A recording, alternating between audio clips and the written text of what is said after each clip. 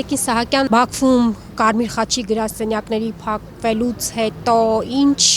իրավիճակ ունենք գերիների հետ կապված հանդիպումների եւ այլն։ Նախ որևէ նոր միջազգային ներկայություն չունենք, այսինքն Ադրբեջանը հետևողական կերպով մեկուսացրել է հայ բանտարկյալներին եւ ցանկացած բանակցություն, որը հնարավորություն կտար գոնե մեկ անգամյա հիմունքներով այցելել, անգամ տարածաշրջանային գրասենյակների ներկայացուցիչների կողմից հնարավոր չէ եւ սա վեր է հանում մտադրություն պահել նրանց արտաքին աշխարհից մեկուսի պայմաններում եւ մեծացնել խոշտանգումների եւ իրավունքների խախտման ռիսկերը։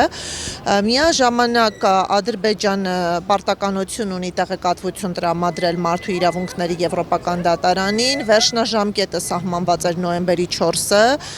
սակայն կառավարությունը խնդրել է երկարաձգել տրամադրված ժամանակահատվածը տեղեկատվությունը հավաքագրելու, դատանին ներկայացնելու նպատակով այս խնդրանքը բավարարվել է։ Լրացուցիչ ժամկետ են խնդրել թարգմանչական աշխատանք կատարելու համար եւ նոր ժամկետ սահմանված է հունվար ամսվա սկիզբը, ուստի հունվարին մենք ակնկալում ենք որոշակի փաստաթղթային տեղեկատվություն ստանալ մարդու իրավունքների եվրոպական դատարանի միջոցով, նաեւ վերապահում ենք ունենում, քանի որ դրանք ոչ թե անկախ մարմինների դիտարկումների արդյունքում հավաքագրված տեղեկություններ են, այլ Ադրբեջանի իրավասու մարմինների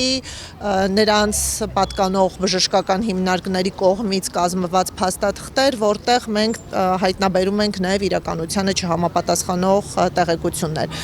Եվ մյուսը ադրբեջանական մեդիայի միջոցով իհարկե տեղեկանում ենք դատավարությունների ընթացքի մասին, ինչպես գիտեք, երկու պարալել դատավարություններ կան, Ռուբեն Վարդանյանի եւ 15-ի դատավարությունը։ 15-ի դատավարությունը արդեն թեվակողել է ելույթների փուլը, դատաքննությունը ավարտված է եւ այստեղ ճառեր են ներկայացվում, իսկ Ռուբեն Վարդանյանի պարագայում այն նոր ավարտվեց եւ հետագա դատական նիստի ընթացքում կարող ենք հասկանալ, թե մեղադրական կողմը դատախազը ինչ առաջարկ է ներկայացնում պատժի վերաբերյալ։ Մենք իհարկե ունենք կանխատեսումներ, որ ամենածանր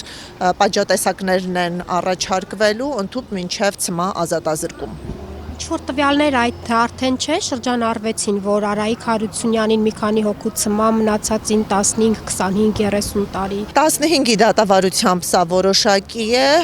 այո, եւ նաեւ ընտրանքն է մեզ համար մեկնաբանելի, մասնավորապես նախկին ղեկավարների առնչությամբ հայցել են ցմահ ազատազրկումը, իսկ մյուս անձանց մասով երկարատև ազատազրկումը։ Նշեմ, որ ադրբեջանական օրենսդրությունը արգելում է 65 տարին լրացած անձանց նկատմամբ ցմահ ազատազրկում պատժատեսակի կիրառումը եւ այս հանգամանքով բացառապես պայմանավորված Արկադի Ղուկասյանի եւ Բակո Սահակյանի պարագայում նրանք փոխարինող պատժատեսակ են խնդրել 20 տարի ազատազրկման ձևով։ Տիկին Սահակյան, այսօր լուրեր տարածվեց, որ Բաքվի բանտում պահվող Վիգեն Էլչուջեկչյանի վիճակը կրիտիկական է։ Այս մասով որևիցե միջազգային, չգիտեմ, հանրության կամ ինչ-որ միջոցներով հնարավոր չի լինում որևիցե արդյունքի հասնել գոնե նրա պարագայում։ Միջազգային հանրությունը իրազեկվում է կրիտիկական վիճակի վերաբերյալ, սակայն այս անձինք փաստացի եւ իրավական առումով գտնվում են ադրբեջանական ինքնիշխանության ներքո եւ միջազգային ներգրավվածությամբ հնարավոր չէ որևէ կոնկրետ քայլ ձեռնարկել։ Միջազգային ներգրավվածությունը կարող է ապահովել նրանց ազատ արձակումը, բայց պայմանով, որ դիմեն ավելի կոշտ միջոցների, այս փուլում նրանք մտահոգություններ են արտահայտում, կոչ են անում Ադրբեջանի իշխանություններին ազատ արձակել, բայց կարծում եմ արդեն պահն է, երբ պետք է գիտակցեն, որ դիկտատուր ռեժիմ ունեցող երկրները միջազգային կառույցների կոչի հիման վրա պատրաստ չեն իրենց գործելակերպը փոփոխել եւ պետք է դիմել ավելի կոշտ մեթոդների, ինչպիսին կարող է լինել պատժամիջոցների կիրառումը, տնտեսական, քաղաքական եւ Ադրբեջանի մեկուսացումը։ Այստեղ մենք տեսնում ենք միջազգային հանրության դանդաղկոտություն, ինչը պայմանավորում ենք աշխարհաքաղաքական գործոններով, այն երկրները, որոնք իրենց զինանոցում ունեն միջոցներ ճնշելու պետություններին, ցավոք սրտի ունեն համընկնող տնտեսական եւ քաղաքական շահեր Ադրբեջանի իշխանությունների հետ եւ այս պահին փորձում են ավելի փափուկ գործիքներով դիվանագիտական տոնով խոսել եւ մենք տեսնում ենք, որ դա այս պահին արդյունք չի ապահովում, չենք բացառում, որ փոփոխություններ լինեն, սակայն ցավոք սրտի հիմա մենք ունենք չլուծված մարդասիրական խնդիրներ։ Եվ դա վերաբերում է ինչպես Վիգեն Էուկչյանին, այնպես էլ այնտեղ պահվող մյուս հայերին։ Այսինքն բավարար չեք համարում միջազգային հանրության արձագանքը եւ այստեղ ինչ անելիք ունի պետությունը, թեպետ միշտ ասում եմ մենք բոլոր հարթակները օգտագործում ենք եւ այլն, միշտ մեր օրակարգում է գերիների հարցը, դուք բավարար համարում եք պետության ջանքերը։ Պետությունը քաղաքական աշխատանք տանում է եւ թերևս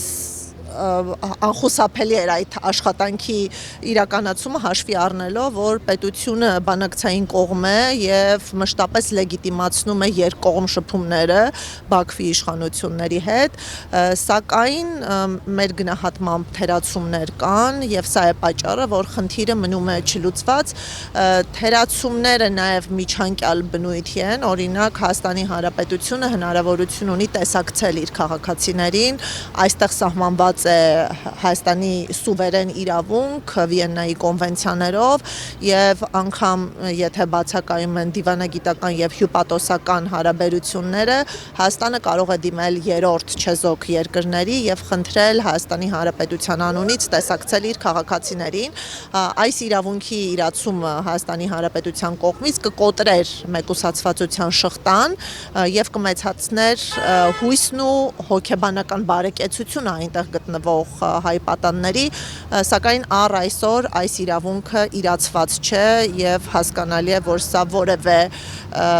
ողջամիտ պատճառաբանություն կամ արդարացում չի կարող ունենալ։ Հայաստանի Հանրապետությունը նաև ակտիվ է եղել իրավական գործընթացներում, սակայն գիտեք, անգամ իրավական գործընթացները այս պահին սպառնալիքների ներքո են, քանի որ նախաստորագրված խաղաղության համաձայնագիրը ունի կետ, համաձայն որի երկու պետությունները փոխադարձության սկզբունքով հրաժարվում են միջպետական դատական գործընթացներից եւ եթե այս պայմանը վրա հասնի, ապա հայ պատանները նաև կհայտնվեն իրավական անպաշտպան կարգավիճակով։ Նշեմ, որ բազմաթիվ զոհեր թեև ներկայացված են մեր կողմից մասնավոր գանգատների հիման վրա, սակայն մեծաթիվ մարդու իրավունքների խնդիրներ ներառված են եղել միջպետական գանգատներում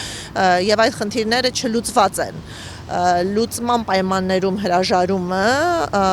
այլ ազդեցություն կունենար, սակայն եթե այդ խնդիրները լուծում չեն ստանում եւ պետությունը հրաժարվում է միջպետական գանգատներից, ապա նաեւ բաց է թողնում իրավական պաշտպանվածության լծակները, ուստի իմ գնահատմամբ որոշակի աշխատանք կատարվում է, սակայն արդյունքի հասնելու համար ավելի մեծ քաղաքական կամք եւ հետևողականություն է անհրաժեշտ։ Արդյոք քաղաքական առևտրի ինչ որ ձև կարող է սա լինել, գերիների պահվելը, մյուս կողմից պետության այս ոչ բավարար արձագանքով։ Ոչ թե կարող է, արդեն իսկ քաղաքական սակարկությունների առարկա է գերիների ազատ արձակման հարցը, որի վերաբերյալ մենք ունենք բազմաթիվ ապացույցներ, հայտնի զրույցը Թուրքիայի նախագահի տիկնոջ եւ Ադրբեջանի Ալիևների ընտանիքի անդամների միջև մենք ունենք ավարտված քաղաքական գործարքներ, ինչպիսին COP29-ներ երբ Հայաստանի Հանրապետությունը քաղաքական աջակցություն տրամադրեց Ադրբեջանի իշխանություններին, առանց որի Ադրբեջանը չէր կարող COP29-ը հյուրընկալել իր պետության տարածքում եւ դրա փոխարեն Ադրբեջանը ազատ արձակեց որոշակի թվով գերիների, նույն կերպ ականապատ դաշտերի քարտեզների փոխանակում եղավ եւ կարծում եմ այս պահին էլ գերիների խնդիրը ուղիղ կախված է քաղաքական օրակարգի հարցերի լուծվածության աստիճանից։ Եթե նախաստորագրված խաղաղության համաձայնագրի տեքստի կետերը կյանքի կոչվեն, այդ թվում Թրամփի ուղու գործարկումը, ապա դրա ֆոնին Ադրբեջանը հանդես կգա մարդասիրական դեմքով եւ ազատ կարձակի գերիներին։ Քանի դեռ քաղաքական խնդիրները լուծված չեն, գերիները պահվում են որպես երաշխիք, որպես գրավական Հայաստանի զիջումների։ Եվ սա է պատճառը, որ գերիների մասին, բանտարկյալների մասին խոսելիս մենք հաճախ օգտագործում ենք պատանդ տերմինը։ Այսինքն նրանց պահում են որոշակի պահանջների բավարարում ստանալու նպատակով։